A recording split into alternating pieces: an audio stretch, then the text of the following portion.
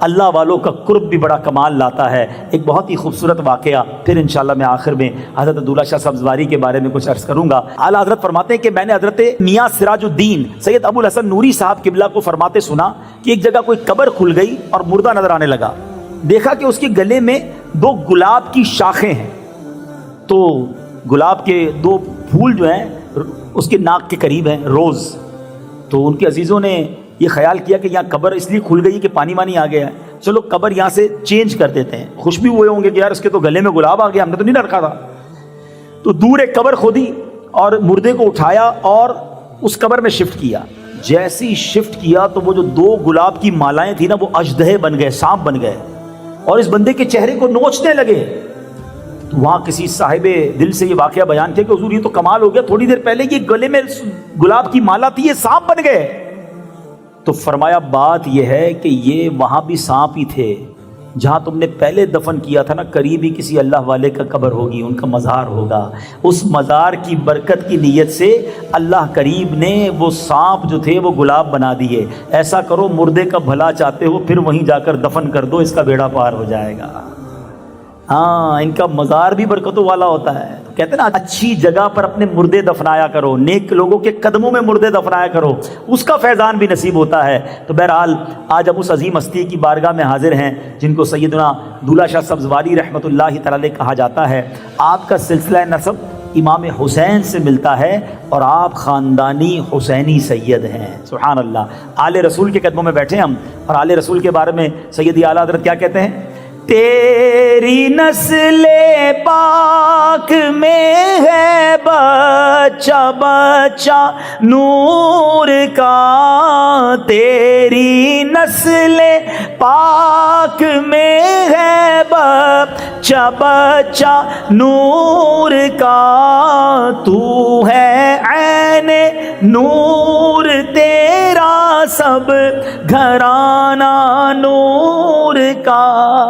حسینی سید بخارا میں دینی تعلیم حاصل کرنے کے بعد آپ نے اسلام کی تبلیغ کی خاطر اپنے وطن سے سبزوار علاقے کا قصد فرمایا، اور وہاں پہنچنے کے بعد لوگوں کو اسلام کی طرف بلایا، اور آپ کی دعوت حق میں ایسی برکت ہوئی کہ ہزاروں غیر مسلموں نے سیدنا عبداللہ شاہ سبزواری رحمۃ اللہ تعالی کے ہاتھ پر ایمان قبول کر لیا۔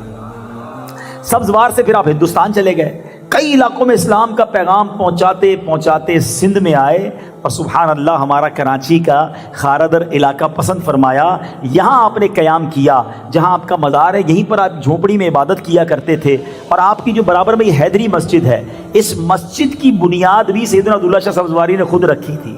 اس زمانے میں بے شک چھوٹی سی مسجد ہوگی، آپ نے اس کی بنیاد رکھی۔ اچھا، یہاں آپ تو بڑی بڑی روڈیں ہیں اور ٹاور بنا ہوا ہے، پہلے یہاں ندی تھی، یہ پورا علاقہ جو ہے وہ پانی تھا، دریا کے کنارے پر آپ کا قیام تھا، اس لیے آپ کو کندی والا بخاری کے نام سے لوگ یاد کرنے لگے، اور آج آپ کا مزار مرجع خلائق ہے، دنیا بھر سے لوگ یہاں آتے ہیں۔ کرامتیں تو بہت ساری کتابوں میں بھی لکھی ہیں، بیان بھی ہوئی ہیں، مگر ایک واقعہ، اچھا امیر اہل سنت کی زبان سے بہت پہلے ہم نے سنا تھا کہ مدینے جانا ہونا اور مدینے شریف کی تمنا ہو تو سیدنا عبداللہ شاہ صاحب زواری کے قدموں میں آ جاؤ، اور یہاں آ کر اللہ کی بارگاہ میں عرض کرو، مدینے کی حاضری نصیب ہو جائے گی۔ اب ہوا یہ تھا کہ یہ بات ہے، سال تو مجھے یاد نہیں ہے، شاید 1-2 بھائی وہ ہوں جو ہمارے ساتھ اس قافلے میں تھے، تو میرا خیال ہے if I'm not wrong یہ 97-98 کی بات ہے، تقریباً 35-40 لوگوں کا قافلہ جو ہے وہ سوئے بغداد شریف سے مدینہ شریف کا ایک قافلہ تھا، وہ جانا تھا۔ اچھا، ہوا یہ کہ میرے الحمدللہ گھر پر ہی ہم نے محفل مدینہ رکھی، ہم کلفٹن میں رہتے تھے، تو بڑی اچھی محفل ہوئی، اور اس میں ماشاءاللہ میرا خیال حاجی مشتاق صاحب بھی تشریف لائے تھے، اور بھی نعت خواں آئے، اور وہ بڑی زبردست محفل ہوئی۔ اسی رات کو مجھے پتہ چلا قافلہ کل جانا ہے، ہمیں پتہ چلا کہ ہمارا 9 اسلامی بھائیوں کا مدینہ شریف کا ویزا نہیں آیا۔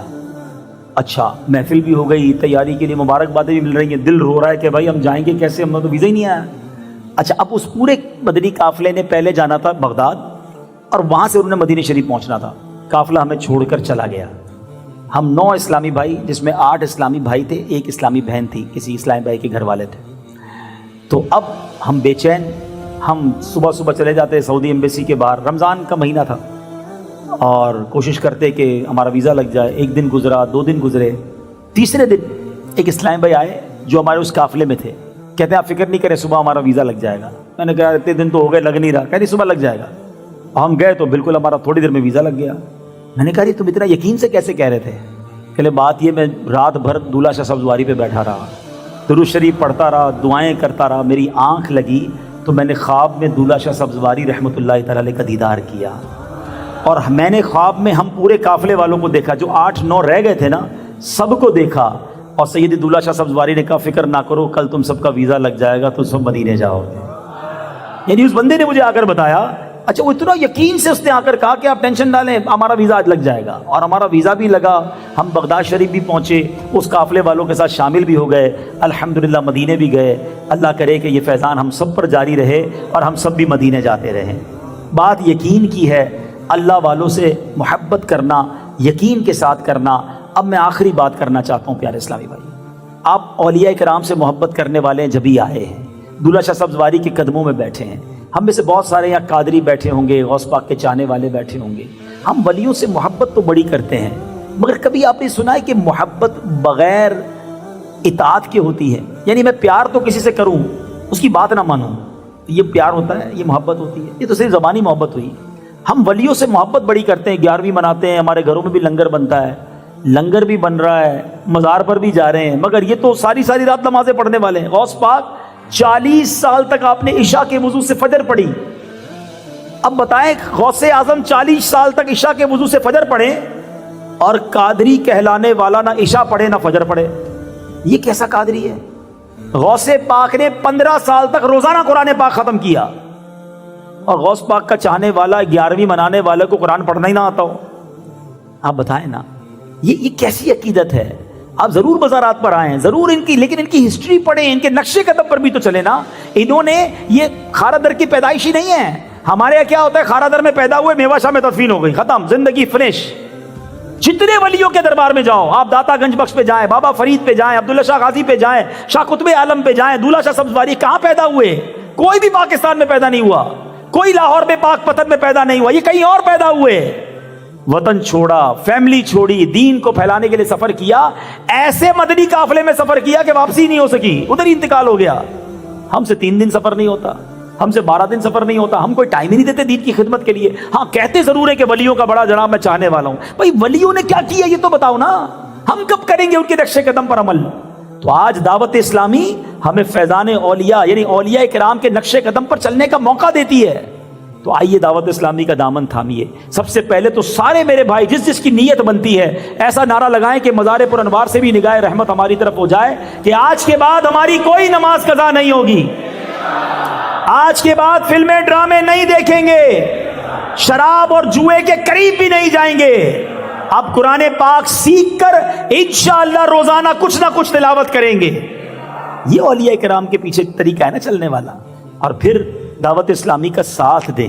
یہ سبحان اللہ, یہ وہ تحریک ہے جو لوگوں کے دلوں میں اولیاء کی محبت, صحابہ کی محبت, اہل بیت کی محبت, نبی پاک کی محبت پیدا کر رہی ہے. کیا شاندار کام دنیا بھر میں مدرسے, جامعات, علماء, حافظ, مبلغین غیر مسلموں کو مسلمان کر رہے ہیں. اتنا بڑا نیٹ ورک دعوت اسلامی چلا رہی ہے, تو پھر کیوں نہ دعوت اسلامی کا پریکٹیکل بھی ساتھ دیں مدنی قافلوں کے ذریعے, اجتماعات میں شرکت کے ذریعے, اور اس کے ساتھ ساتھ دعوت اسلامی کا مالی تعاون بھی کریں.